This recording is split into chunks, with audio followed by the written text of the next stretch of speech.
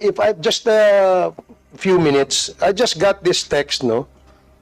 Ito maganda kasi this, I don't know who a certain Mr. Mark Anthony Lopez, no, posted. Sabi niya, aside from Duke Frasco, Congressman Duke Frasco is our deputy speaker, Ace Barbers is also one of the most stupid congressman ever. Fact yan, sabi niya. Oh. Eh, bakla ka pala eh. Oh.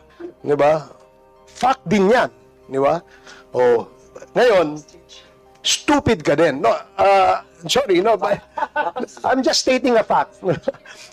I'm just stating a fact, Mr. Chair, no?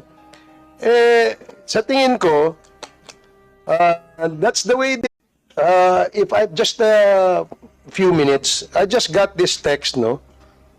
Ito maganda kasi this, I don't know who a certain Mr. Mark Anthony Lopez, no, posted.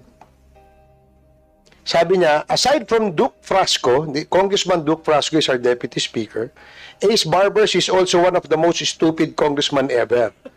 Fact yan, sabi niya. Oh. Eh, bakla ka pala eh. Oh. Di ba? Fact din yan. Di ba? Oh.